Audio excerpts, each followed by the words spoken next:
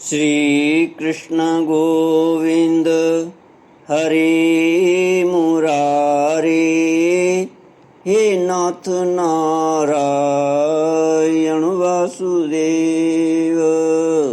श्री कृष्ण गोविंद हरे मुरारे, हे नाथ नारायण वासुदेव।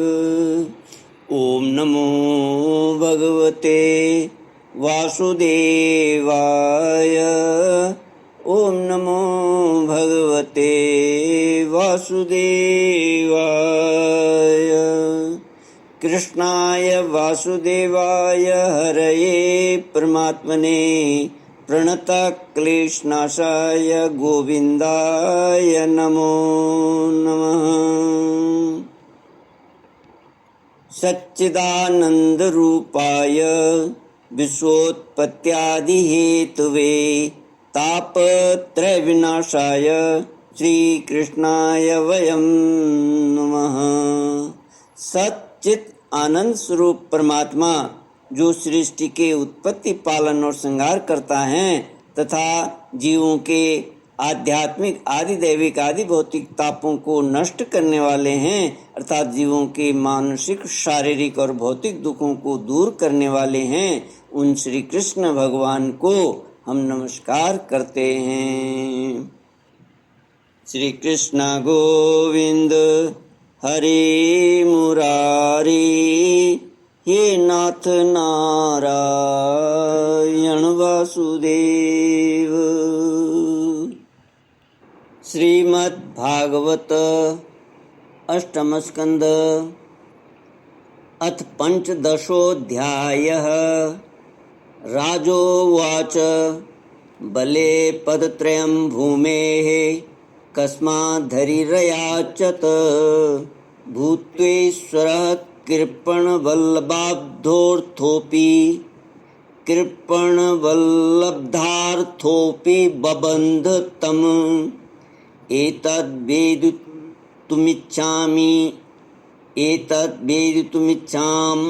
महत् कौतूहलं हि नः यज्ञेश्वरस्य पूर्णस्य बंधनं चाप्य नागस। राजा बलि की स्वर्ग पर विजय।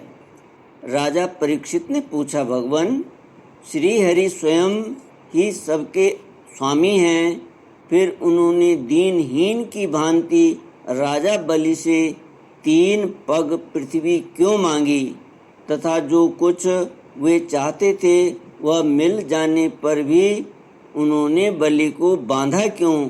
मेरे हृदय में इस बात का बड़ा कौतूहल है कि स्वयं परिपूर्ण यज्ञेश्वर भगवान के द्वारा याचना और निरपराध का बंधन, ये दोनों ही कैसे संभव हुए, हम लोग यह जानना चाहते हैं। श्री सुखदेव जी कहते हैं, परीक्षित, जब इंद्र ने बलि को पराजित करके उनकी संपत्ति छीन ली और उनके प्राण भी ले लिए, तब भृगुनंदन शुक्राचार्य ने उन्हें अपनी संजीवनी विद्या से जीवित कर दिया। इस पर शुक्राचार्य जी के शिष्य महात्मा बलि ने अपना सर्वस्व उनके चरणों पर चढ़ा दिया और वे तन मन से गुरु जी के साथ ही समस्त भृगुवंशी ब्राह्मणों की सेवा करने लगे। इससे प्रभावशाली भृगुवंशी ब्राह्मण उन पर बहुत प्रसन्न हुए। उन्होंने स्वर्ग पर विजय प्राप्त करने की इच्छा वाले बलि का महाभिषेक की विधि से अभिषेक करके उनसे विश्वजित नाम का यज्ञ कराया। यज्ञ की विधि से हविष्यों के द्वारा जब अग्नि देवता की पूजा की गई, तब यज्ञ कुंड में से सोने की चद्दर से मढ़ा हुआ एक बड़ा सुंदर रथ निकला। फिर इंद्र के घोड़ों जैसे हरे रंग के घोड़े और सिंह के चिन्ह से युक्त रथ पर लगाने की ध्वजा निकली। साथ ही सोने के पत्र से मढ़ा हुआ दिव्य धनुष, कभी खाली न होने वाले 2 अक्षय तरकस और दिव्य कवच भी प्रकट हुए।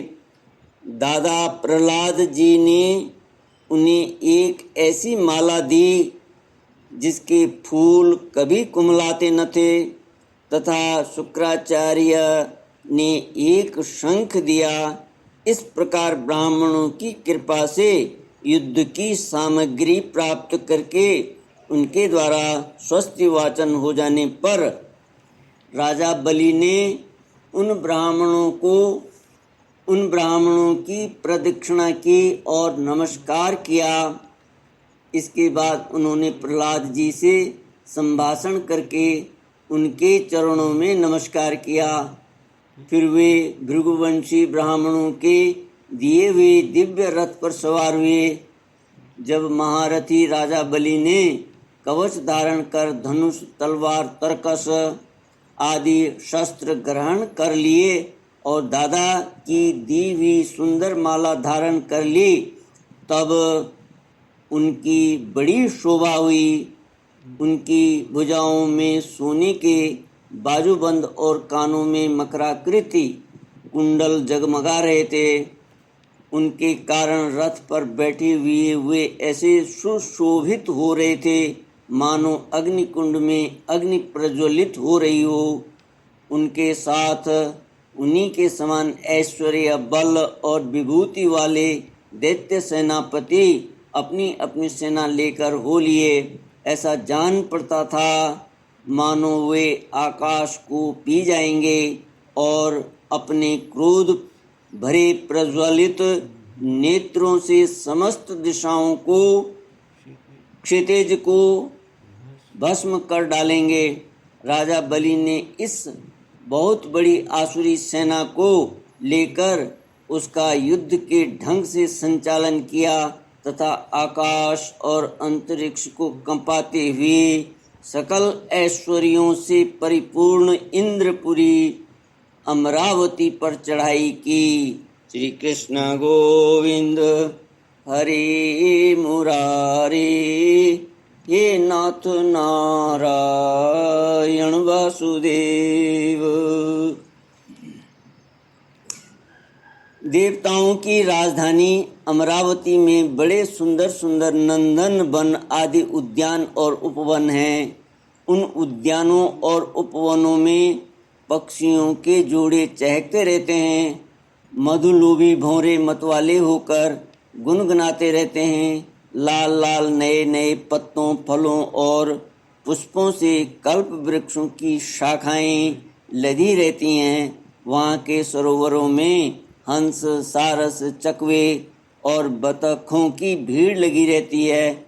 उन्हीं में देवताओं के द्वारा सम्मानित देवांगनाएं जल क्रीड़ा करती रहती हैं। ज्योतिर्मय आकाश गंगा ने खाई की भांति अमरावती को चारों ओर से घेर रखा है। उसके चारों ओर बहुत ऊंचा सोने का परकोटा बना हुआ है, जिसमें स्थान स्थान पर बड़ी बड़ी अटारियां बनी हुई हैं। सोने के किवाड़ द्वार द्वार पर लगे हुए हैं और स्फटिक मणि के गोपुर, नगर की बाहरी फाटक को गोपुर कहते हैं, उसमें अलग अलग बड़े बड़े राजमार्ग हैं। स्वयं विश्वकर्मा ने ही उस पुरी का निर्माण किया है। सभा के स्थान, खेल के चबूतरे और रथ चलने के बड़े बड़े मार्गों से वह शोभायमान है। 10 करोड़ विमान उसमें सर्वदा विद्यमान रहते हैं और मणियों के बड़े बड़े चौराहे एवं हीरे और मूंगे की वेदियां बनी हुई हैं। वहाँ की स्त्रियां सर्वदा 16 वर्ष की सी रहती हैं। उनका यौवन और सौंदर्य स्थिर रहता है। वे निर्मल वस्त्र पहनकर अपने रूप की छटा से इस प्रकार दीप्यमान होती हैं जैसे अपने ज्वालाओं से अग्नि। श्री कृष्ण गोविंद हरि मुरारी, हे नाथ नारायण वासुदेव। देवांगनाओं के जूड़े से गिरे हुए नवीन सुगंधित पुष्पों की सुगंध लेकर वहाँ के मार्गों में मंद मंद हवा चलती रहती है। सुनहली खिड़कियों में से अगर की सुगंध से युक्त सफ़ेद धुआं निकल निकल कर वहाँ के मार्गों को ढक दिया करता है। उसी मार्ग से देवांगनाएं आती जाती हैं। स्थान स्थान पर मोतियों की झालरों से सजाए हुए चंदोवे तने रहते हैं। सोने की मणिमय पताकाएं फहराती रहती हैं। छज्जों पर अनेकों झंडियाँ लहराती रहती हैं।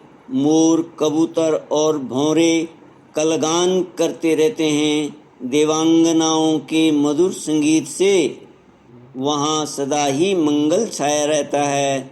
मृदंग, शंख, नगाड़े, ढोल, वीणा, वंशी, मंजीरे और रिष्टियाँ बजती रहती हैं।